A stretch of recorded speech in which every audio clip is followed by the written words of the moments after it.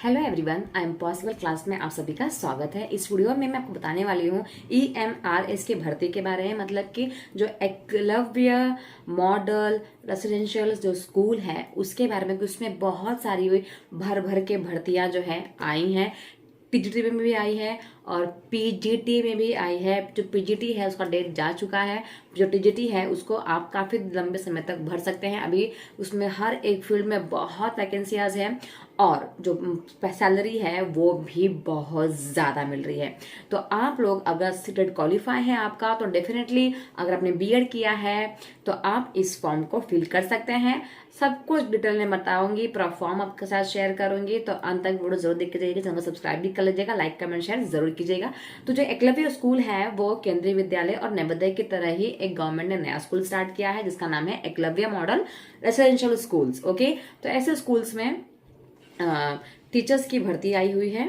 चलिए देखते हैं कि उसके जो क्राइटेरियाज है, कौन कौन फॉर्म को भर सकते हैं, SC ST OBC में कितनी वैकेंसी, सब कुछ देखते हैं डिटेल में। ओके, तो अब हम आ चुके हैं स्क्रीन पे। आप देख सकते हैं यहाँ पे एकलव्य मॉडल रेसिडेंशियल स्कूल सा विद्या विमुक्तये। ओके, तो चलिए देखते हैं। और इसमें जो है कोई भी पार्टिसिपेट कर सकता है। सिलेक्शन एग्जाम में देखिए क्या क्या लिखा हुआ है। Staff selection exam, post details and the level of पे, सब कुछ आपको इसमें देखने को मिलेगा। सिर्फ ये पहले इंडेक्स दिया है कि क्या क्या आपको पढ़ने को इसमें मिलेगा। ओके, तो देखिए यहाँ पे ऑनलाइन सबमिशन जो एप्लीकेशन फॉर्म है, ये कब तक आप फॉर्म को फिल कर सकते हैं? 18/8/2023 तक। मतलब कि आज 5 तारीख हो गई है, 4 तारीख। तो अभी भी आपके पास पूरा 14 डेज है इस फॉर्म को फिल करने के लिए। आप फिल कर सकते हैं। ओके, फॉर्म का फिल भी लिखा हुआ है। ये टीजीटी के लिए फॉर्म है, ट्रेंड ग्रेजुएट टीचर के लिए। पर जो बीएड है वो कंपलसरी है। बीएड तो आपको पता ही है कि सारे फील्ड के लिए कंपलसरी ही है, राइट। और सीटेड भी कंपलसरी ही किया गया है। तो ये जो टीजीटी है, ओके, टीजीटी का जो फॉर्म है ये 1500 रुपया है। ओके, इसके बाद जो हॉस्टल वार्डन के लिए इंटरेस्टेड है उनका जो फीस रहेगा, फॉर्म फीस, ये 1000 रुपीज़ रहेगा। ओके, और इसके बाद अगर जो एडमिट कार्ड वगैरह डाउनलोड करना होगा, डेट ऑफ एग्जामिनेशन है, ड्यूरेशन ऑफ द एग्जामिनेशन, देखिए ये जो 2 चीज़ है वो आपको जो इनकी वेबसाइट है, ओके, वहाँ पे आपको मिलेगा। NESTS वेबसाइट पे जाओगे आप लोग तो आपको वहाँ पे ये सारी इन्फॉर्मेशन आपको मिल जाएगी। ओके, इसके बाद ड्यूरेशन ऑफ एग्ज़ाम, जो एग्ज़ाम का ड्यूरेशन होगा कितने घंटे का रहेगा। टीचिंग स्टाफ के लिए 180 मिनट्स रहेंगे। ओके, और नॉन टीचिंग स्टाफ के लिए 150 मिनट रहेंगे। ओके, मतलब 3 घंटे का पेपर रहेगा। ये पेपर जो है 2.5 और 3 घंटे के रहेगा। मतलब जो नॉन टीचिंग स्टाफ है उनके लिए 2.5 घंटा और जो टीचिंग स्टाफ है उनके लिए 3 घंटे का पेपर है। ओके, इसके बाद सेंटर ऑफ एग्जामिनेशन जो है वो ऑलरेडी एडमिट कार्ड में ही लिखा रहेगा। ओके, बाकी में जो भी आपकी जो क्वेरीज हैं, जो भी क्वेश्चन सेट्स है, आपको different set of question paper चाहिए, ओके, प्रैक्टिस के लिए, तो वो आपको उनके वेबसाइट पे मिल जाएगा। और declaration of OMR based test होगा। OMR बेस्ड होगा मतलब सारे ऑब्जेक्टिव्स ही आएंगे और वो आपको सॉल्व करने होंगे। जैसे कि हम लोग सीटेट में फॉर्म भरते हैं ना, सेम वैसा ही फॉर्म भरना है, मतलब होता है एग्ज़ाम। और कैंडिडेट जो है उनको ऑनलाइन फॉर्म फिल करना है। ओके, बाकी किसी भी प्रकार का मोड जो है वो एक्सेप्टेड नहीं रहेगा। ये ऑनलाइन मोड में आपकी जो एग्ज़ाम होने वाली है, मतलब पेन पेपर टेस्ट वाला नहीं है, ये ऑनलाइन मोड होगा। Only for the post as per the advertisement vacancy circular, ठीक है।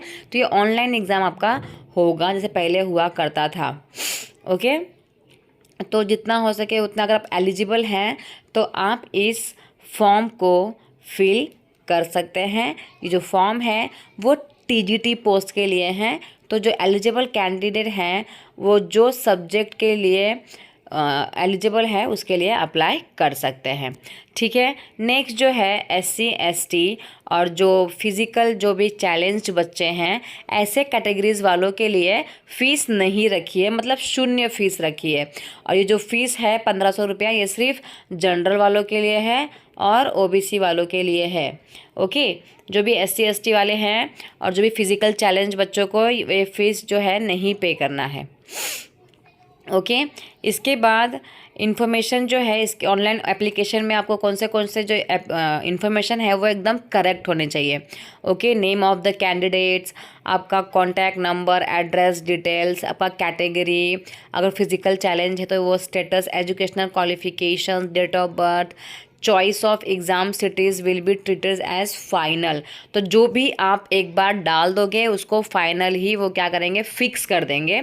ओके, इसके बाद डू नॉट एडिट, आप एडिट वेडिट का ऑप्शन यहाँ पे नहीं मिला। जैसे कि आप लोग जानते हैं कि एग्ज़ाम जो हम लोग सीटेट का एग्ज़ाम देते हैं तो उसमें एडिट का ऑप्शन आता है, पर यहाँ पे कुछ भी एडिट वेडिट का ऑप्शंस नहीं आएंगे। एक बार जो फिल कर दिया गया है उसी को फाइनल माना जाएगा।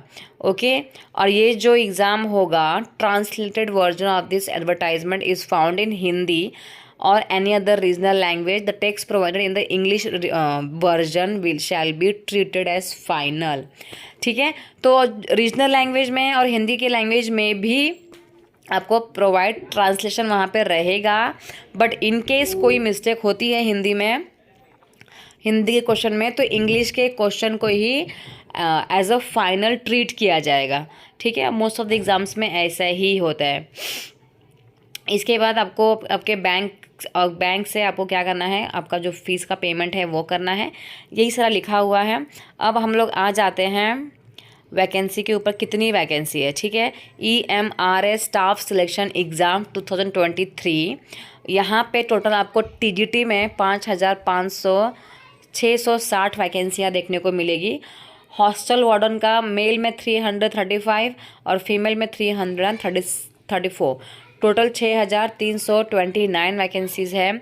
अब देख लेते हैं कौन से ग्रुप में कौन से वैकेंसीज़ है। ठीक है, ट्रेन ग्रेजुएट टीचर्स में हिंदी के लिए टोटल जो है 606 वैकेंसी है। बाकी आप लोग SC ST OBC जो भी कैटेगरीज़ के हो वहाँ आप देख लेना कि कितना क्या है। ओके, इंग्लिश में 671 वैकेंसी है, मैथ्स में 686 वैकेंसी है, सोशल स्टडीज़ में 670 वैकेंसी है और साइंस में 678 वैकेंसीज़ हैं। ओके, तो इतनी सारी वैकेंसीज़ हैं, आप देख सकते हो सारे सब्जेक्ट के लिए वैकेंसीज़ है, तो आप इजीली अप्लाई कर सकते हो। चलिए फिर आगे देखते हैं। और लैंग्वेज वाइज भी यहाँ पे जैसे थर्ड लैंग्वेज बच्चे डिफरेंट चूज़ करते हैं, तो देखो बंगाली में 10 वैकेंसी है, गुजराती, कन्नड़ा, मलयालम, मणिपुर, इसमें भी भर के वैकेंसीज है, तो वो आप देख सकते हो। तो देख सकते हैं किस प्रकार से वैकेंसीज़ है ना वो आई हुई है। ओके, इसके बाद ट्रेन ग्रेजुएट टीचर्स में मिसलिनियस कैटेगरीज ऑफ टीचर्स भी आए हुए हैं। ठीक है, की भी वैकेंसी आई हुई है कि म्यूज़िक की वैकेंसी है 320, आर्ट की वैकेंसी है 342, इसके बाद PT की वैकेंसी है 321, मेल के लिए, फीमेल के लिए, लाइब्रेरियन के लिए भी है। तो आप जो भी जिस कैटेगरीज़ के लिए वैलिड है कृपया करके फॉर्म भर दीजिएगा। ओके, बिकॉज क्या होगा कल, यू नेवर नो। यहाँ पे देखिए नॉन टीचिंग पोस्ट में hostel warden and hostel warden female दोनों की वैकेंसीज़ हैं, ये आप देख सकते हैं। इसके बाद डिसेबिलिटीज़ के लिए भी अलग अलग, इसमें कोई वैकेंसीज़ नहीं है डिसेबिलिटी के लिए। ठीक है, तो इंडिया का देखिए यहाँ पे लिया है अदर इंस्ट्रक्शंस, क्या लिखा है, only Indian citizens are eligible to apply. India का कोई भी सिटीजन इस चीज़ के लिए अप्लाई कर सकता है। ओके, एंड जो वैकेंसीज है ना for the post of included in this recruitment, ये इंक्रीज भी हो सकती है, डिक्रीज भी हो सकती है। सच मतलब ऐसा नहीं कि एकदम फिक्स्ड ही होगी। ठीक है, जो बताया है वही है, कम भी वैकेंसी हो सकती है, ज़्यादा भी वैकेंसीज हो सकती है। इसके बाद NESTS reserve the right to fill or not to fill a partially fill any of the vacancies without assigning any reason वॉट एवर्स। Right to cancel, restrict, modify, alter recruitment process if required without giving any further notice, assigning any reason thereof. Recruitment shall be in accordance with the recruitment rules, इस सब तो ऐसे दिया हुआ है। Okay, qualification acquired by the candidate should be strictly in accordance with the notify। जो आपका qualification है ना वो स्ट्रिक्टली जो सा है वैसा ही होना चाहिए, यहाँ वहाँ बिल्कुल भी नहीं होना चाहिए। तो क्वालिफिकेशन तो एकदम ध्यान से डालिएगा।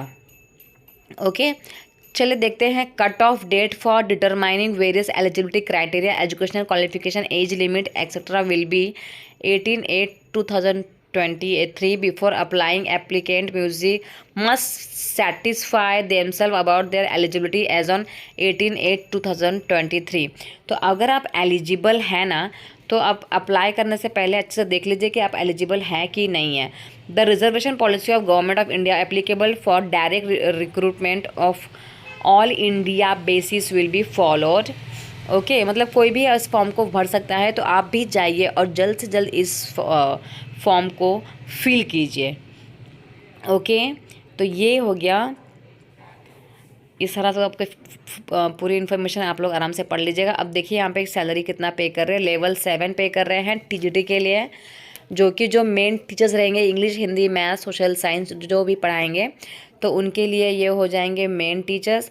और जो भी मिसलेनियस पोस्ट है इनका जो सैलरी रहेगा उनको लेवल 6 की सैलरी पे होगी 35,400 से लेकर 1,12,400 तक की सैलरी प्रोवाइड होगी।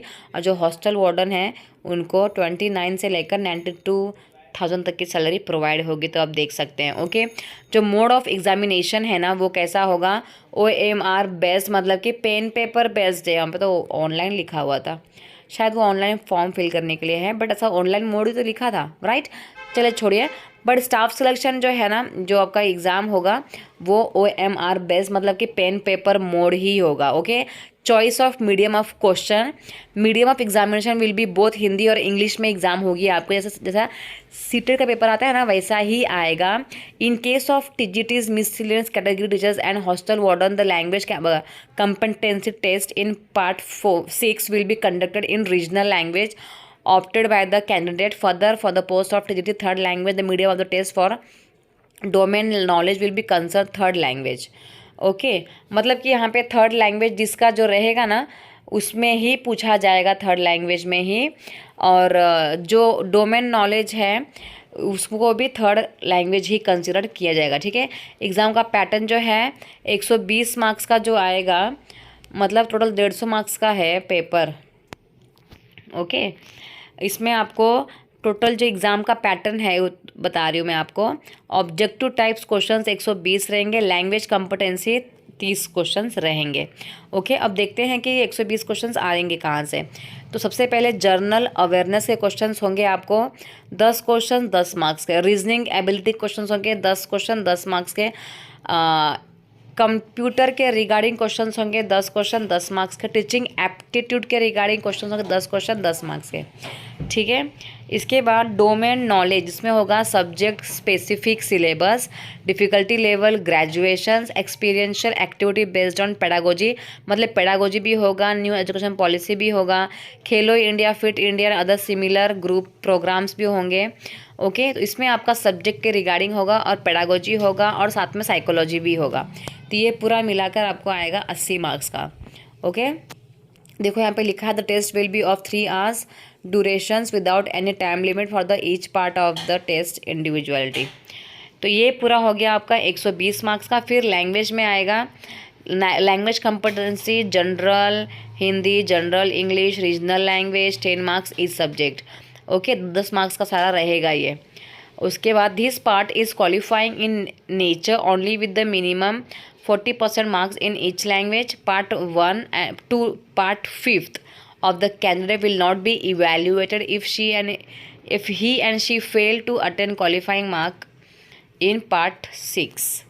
मतलब कि Part 6 में अगर बच्चा जो है 1 से लेकर 5 तक के बीच का जो इसमें है, अगर वो इवैल्यूएट करने के बाद विल बी नॉट इवैल्यूएटेड, अगर वो 6 वाले में फेल हो गया तो 1 से लेकर 5 तक के मार्क्स को कंसिडर नहीं किया जाएगा। मतलब बहुत डिफ़िकल्ट एग्ज़ाम होगा। फर्स्ट से लेकर 4 तक के जो क्वेश्चंस होंगे ना, Part 1 से लेकर Part 4 तक कॉमन होंगे सबके लिए, और जो Part 5 वाले होंगे वो आपके सब्जेक्ट के रिगार्डिंग होंगे। मतलब जो साइंस के लिए है तो साइंस का रहेगा, सोशल साइंस का है तो सोशल साइंस का रहेगा, बट Part 1 से लेकर Part 4 तक सारा सेम ही रहेगा। Okay, and the Part 6 will be as per the option exercised. चलो, ये तो है लैंग्वेज का हो गया। तो ये हो गया। So every candidate has to obtain 1 language out of aforementioned scheduled languages. However, the standard of English Hindi for those who are opting one of these two languages as a regional language also will be higher than a standard as that general English and general Hindi. तो ये जो video है यहीं पे ख़त्म होता है। इसके आगे भी दिया हुआ है वही जो मैंने आपको बता दिया। ये वीडियो यहीं पे ख़त्म होता है। मिलते हैं नेक्स्ट वीडियो में। कैसा लगा जरूर बताइएगा। ये है इनकी वेबसाइट, इस पर जाके आप क्या कर सकते हैं, सर्च कर सकते हैं। आपको कोई भी डाउट होगा तो यहाँ पे जाके आप सर्च कर सकते हैं, यहाँ पे जाके आप फॉर्म भी फिल कर सकते हैं। तो ये थी वैकेंसी के बारे में पूरी इन्फॉर्मेशन मैंने दे दी है। अगर आप चाहते हैं कि मैं उसको ब्लैक बोर्ड पर एक्सप्लेन करूँ तो आप मुझे कमेंट सेक्शन में बता दीजिएगा, मैं ज़रूर इसे एक्सप्लेन करूँगी। सबसे अच्छी इसकी बात यह है कि सैलरी बहुत भर भर के दे रहा है। ये लेवल 7 की सैलरी दे रहा है, जो कि बहुत अच्छी बात है। तो अंत तक वीडियो देखने के लिए बहुत बहुत धन्यवाद। मिलते हैं नेक्स्ट वीडियो में। Thank you so much everyone.